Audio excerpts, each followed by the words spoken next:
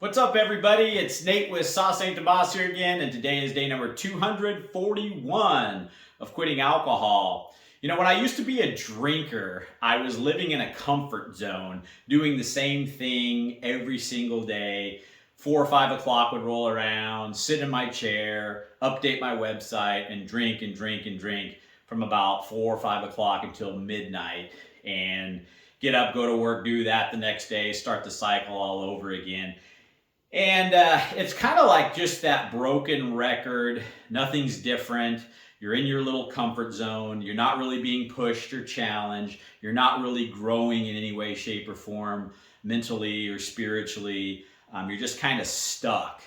And, I was thinking today there's a person in my family that lives in their comfort zone, and they don't ever do anything to leave it. They just stay there. They don't travel. They don't get out much. They don't do much. And I was thinking about, are they really happy doing that? It's comfortable, but deep down, when you live that way, I know when I was lacking something inside. I felt like I was missing something. I felt like I was stunted. Like I was capable and potential. I had potential of so much more, and life has so much more to offer than just doing the same thing day in and day out over and over again. There's so many beautiful places in this world to see and people to meet and things to try and do. We live in a place that's just amazing, right? And yet sometimes we get cooped up in our house or going to the same bar, doing the same thing, and just chasing that numbing buzz that really just gets us depressed and brings us down. And I wanted to talk today about getting out of your comfort zone once you quit drinking and trying new things and exploring. And some stuff requires money, and not a lot of us have a ton of money to blow, maybe on travel or driving around when gas is $4 or $5 a gallon or whatever. And we can make excuses for that kind of stuff too, and some of that is reality. But even if you're just going for hikes and walks around your neighborhood, it doesn't matter if you live in the city or in a rural area. A lot of us can get out and explore and get some fresh air, some sunshine. We can save a little bit of that money that we're saving now that we're not drinking anymore. Like I mentioned, when I was drinking, I was easy spending about $600-700 a month on alcohol. And, that's a lot of gas money. That's a lot of travel money. That's a lot of, a couple of nights in a hotel somewhere, however you want to look at that. And I think it's important to use that money that you're saving now that you're not drinking to have some fun and better yourself. If you didn't and you just kind of save that money, that's good too. It's good to, save money. But I think, one of the things that we can look at when we enter into this is utilizing that money, especially in the first few months when quitting alcohol can be the most challenging, to use that to maybe buy some things for a hobby or to travel or to get out and go for some drives. And, the more you get out and the more you start to explore and do things and try new things, the more you realize you've been missing out on stuff, and the more you want to start doing more and more of that kind of thing. And there can be some discomfort and some stress when you exit your comfort zone and you start doing some of this stuff for the first time. Maybe you're somebody that doesn't like to deal with traffic driving around, and you like to stay home. And there's people out there every day dealing with traffic as part of driving to work or whatever it is, and you get used to this stuff. And it's not that you have to do that kind of thing every day. But every time I get into a situation that I find stressful or out of my comfort zone, once I do it and I get done with it, I go, that wasn't that bad. And so now next time, I have to experience that. I'm ready for it. I'm better prepared. And an example of that for me is traffic. I have family that lives down in Southern California. And the first few times I drove down there, at a standstill traffic when the freeway's 6, 7 lanes wide and you're sitting there going, what is going on? Bumper to bumper, stop and go. And, here in Southern Oregon, we got wide open roads and you can just go and let it rip. But down there, you got people weaving in and out. And it was just a style of driving that I wasn't used to. And I remember having a choice. Well, I just won't go down there, or I won't go back. And I thought, screw that. I'm going to learn how to be, an aggressive driver in this environment like everybody else is, and embrace this, learn this culture and this lifestyle. It was fascinating to me what it's like. And now when I go down there, it's nothing to get into traffic. I don't even really think about it anymore, And so it's kind of like that with all these different things that might be a little bit out of your comfort zone or stressful, or might seem difficult at first. It's like anything. The more you do it, the better it's going to get. And look at it like this. You've been spending how long drinking alcohol, doing the same thing. Now it's time to start doing some different things and learning things and growing. And these kinds of things keep you occupied too and engaged, so that they can kind of keep you off wanting to go back to alcohol. I remember keeping myself extremely busy doing other things, especially in the first couple of months when it was the most difficult.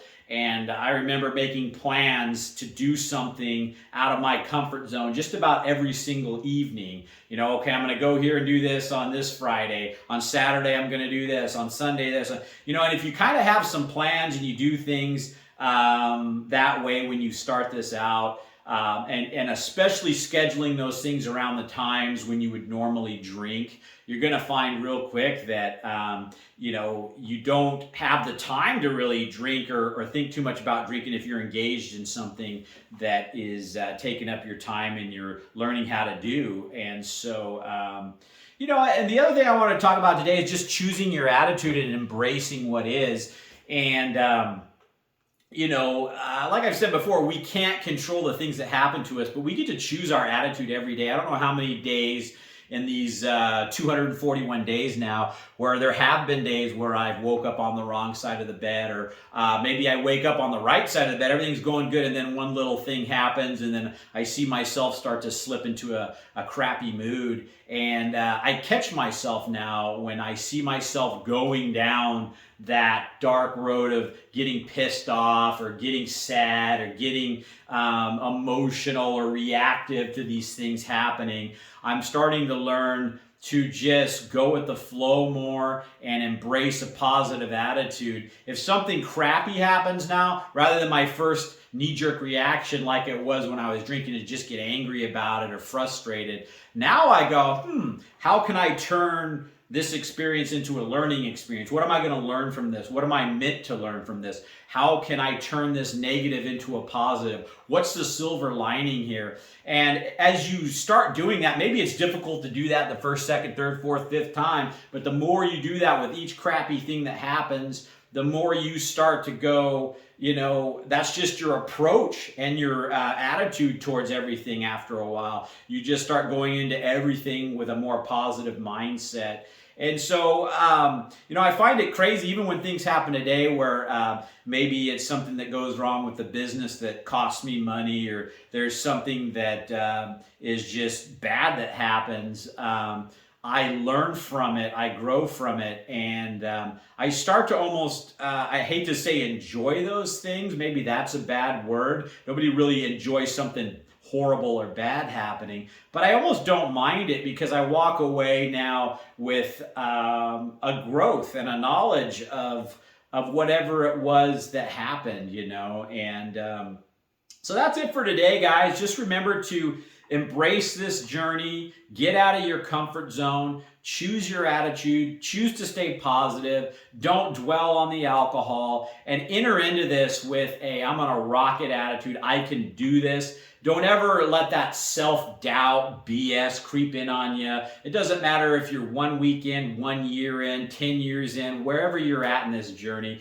There's always going to be little thoughts that pop into your head that's negative BS. See it for what it is. Almost look at your thoughts sometimes like, you remove yourself from the situation and kind of look down on yourself and these thoughts that are happening sometimes, and disconnect yourself from your mind, and just see what's going on as an observer almost, and just be like, that's just lame, and I can see that now. I've created that distance to where when thoughts of going back to drinking or something stressful happens, rather than just reacting and dwelling on all this stuff, I just turn it off, look at it for what it is as an observer, and I say, you know what? I think I'm going to go for a run, or I think I'm going to go work on one of my cars, or shoot a video for this channel, or I'm going to do something productive. And the more productive stuff that you start doing, and the better your life starts to get, you just find I'm so freaking busy now, and it's got so many irons in the fire, so to speak, going on,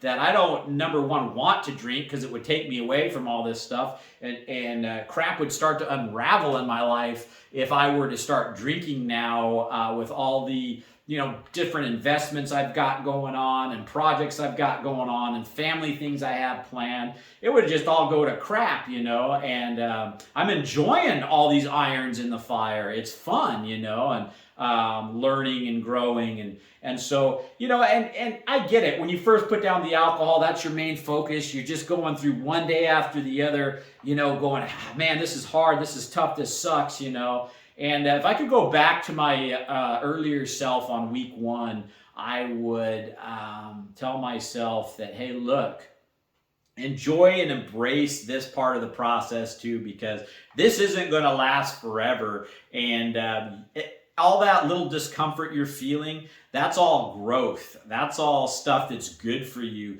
You're learning how to readjust your life to a better life, even though it might not seem like it at the time. You got so many great things coming down the road that you don't even can't even imagine.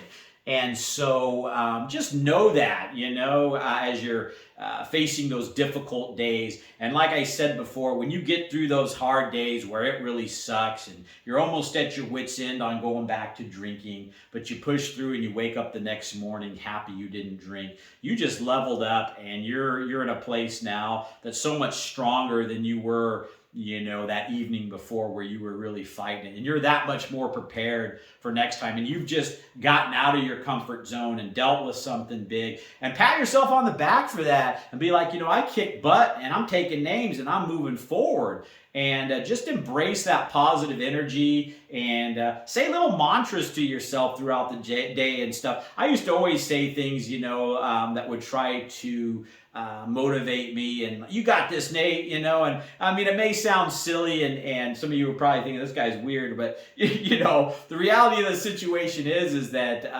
you can either have self-encouragement, right, or self-doubt. The more you lean into the positive energy that is in yourself and your thoughts, the better off you're going to be in this journey. So that's it for today, guys. If you guys are enjoying this channel, please give these videos a like, subscribe to the channel if you can, and most importantly, remember, sauce ain't the boss. You are. You guys have a great day.